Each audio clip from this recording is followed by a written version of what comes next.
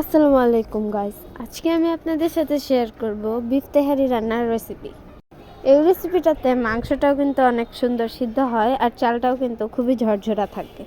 এখানে আমি পরিমাণ মতো তেল গরম করে নিয়েছি। এবার এগুলোকে কয়েকটা আলু টুকরো করে কেটে এগুলো ভেজে নিতে হবে।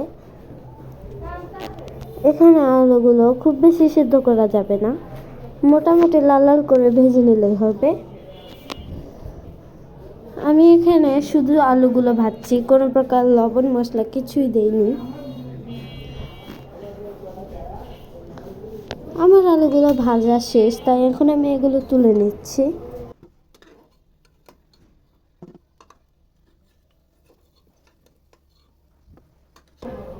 একে একে সবগুলো আলু তুলে নিয়েছি। এবার এই তেলেই আমি দিয়ে দিচ্ছি পেঁয়াজ কুচি।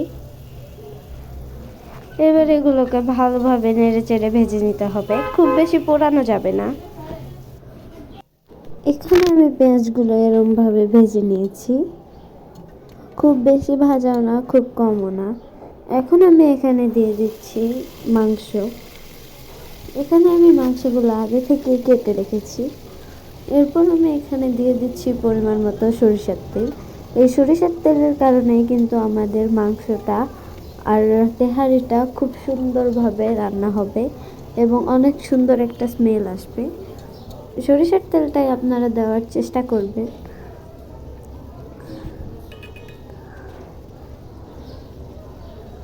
এখানে আমি দিয়ে দিচ্ছি আদা রসুন বাটা। এবার এগুলোকে ভালোভাবে মিশিয়ে নেব।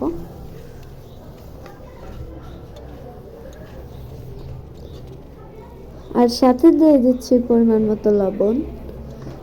এখানে আপনারা যদি একটু বেশি লবণ খেতে চান তাহলে আপনারা বেশি দিতে পারেন।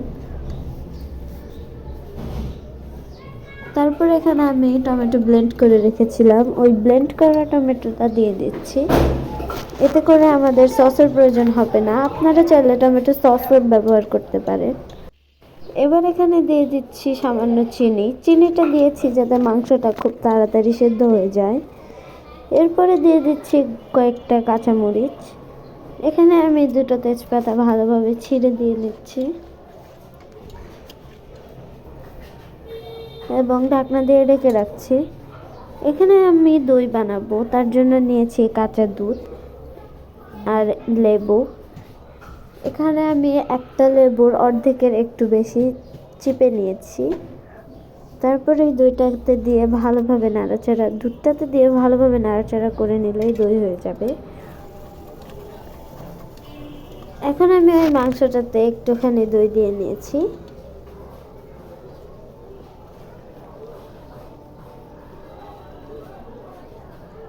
বাকি দইটা আমি রান্নার শেষের দিকে দেব। আপনারা পুরো ভিডিওটা দেখলেই বুঝতে পারবেন আমি কিভাবে এই তেহারিটা রান্না করেছি। এবার এগুলোকে ঢাকনা দিয়ে ঢেকে রাখবো। ঢাকনা খোলার পর দেখতে পাবেন এরকম সুন্দর বলক চলে আসছে। এখানে কিন্তু মাংস থেকে পানি ছাড়বে।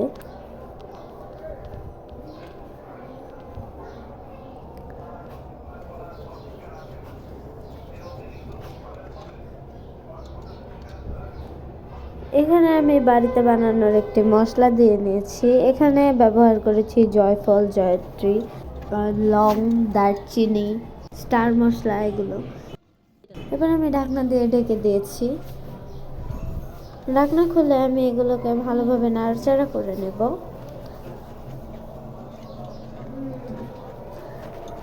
তারপর এখানে আমি দিয়ে দেব সেই ভেজে তুলে রাখা আলুগুলো। এতে করে আলুগুলো খুব ভালো সিদ্ধ হবে। এভাবে আমি সবগুলো আলু দিয়ে নিয়েছি। এবার এগুলোকে ভালোভাবে নাড়াচাড়া করে নেব। এরপর আমি এখানে দিয়ে দিচ্ছি 1 মগ গরম পানি। এখানে ফুটন্ত গরম পানিটা দেওয়ার চেষ্টা করবেন।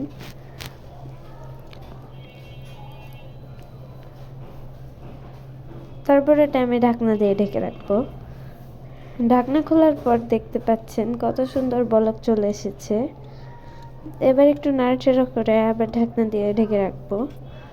ঢাকনা খোলার পর যখন দেখতে পাবেন এগুলো এরকম ঝোল ঝোল হয়ে এসেছে, সব পানি শুকিয়ে গিয়েছে, তখনই বুঝবেন এটা প্রায় হয়ে গিয়েছে। এবার একটু ভালোভাবে নাড়াচাড়া করে আমি আবার ঢাকনা দিয়ে ঢেকে রাখবো।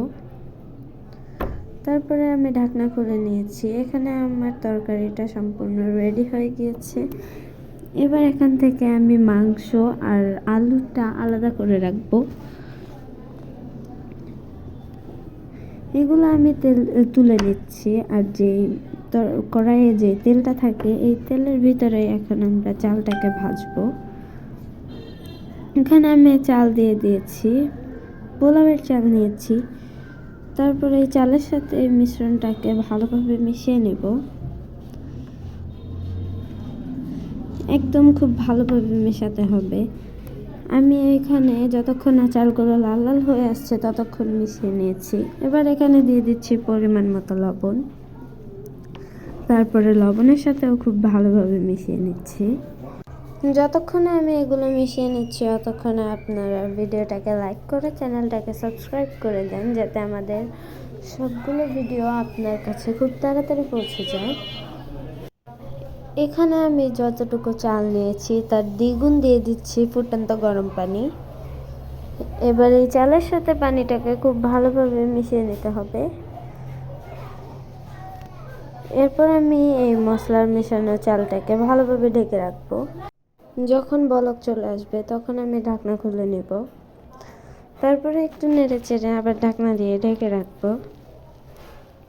এরপরে ঢাকনা খুলাবো যখন এই চালটা প্রায় পানিটাকে শুকিয়ে নেবে। এখানে পুরোপুরি চালটা পানিটাকে শুষে নেবে না, একটু একটু পানি থাকবে। তখন আমি সবগুলো মাংস দিয়ে নেব।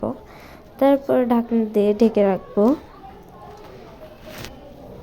এরপর 10-15 মিনিট পরে ঢাকনাটা খুলে নেব। তারপরে আপনারা দেখতে পাচ্ছেন যে চালটা প্রায় সিদ্ধ হয়ে গিয়েছে। এবার আমি মাংসের সাথে চালটাকে ভালোভাবে মিশিয়ে নেব। এভাবেই কিন্তু বিরিয়ানি রান্নার মূল প্রসেসটা।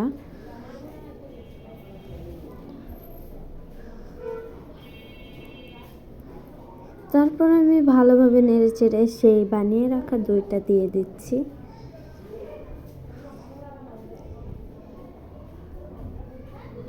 এরপর আমি ঢাকনা দিয়ে ঢেকে রাখবো আবার। এইবার আমি ঢাকনা খুলে দইটাকে চালের সাথে ভালোভাবে মিশিয়ে নেব। এতে করে দইয়ের ফ্লেভারটাও অনেক বেশি আসবে আর খেতেও বেশি মজা লাগবে।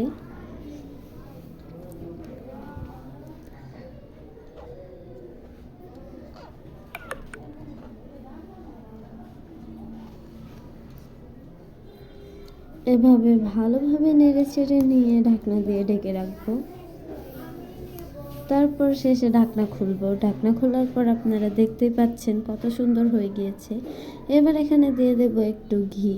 এতে করে তেহারির ঘ্রাণটা অনেক সুন্দর আসবে আর ঘিয়েরও একটা ফ্লেভার আসবে। তারপর আমি আবার ঢাকনা দিয়ে ঢেকে রাখবো। এখানে আমি তেহারিটা এখন খাবো না, ঢাকা দিয়ে 20 মিনিটের জন্য রেস্টে রেখে দেব।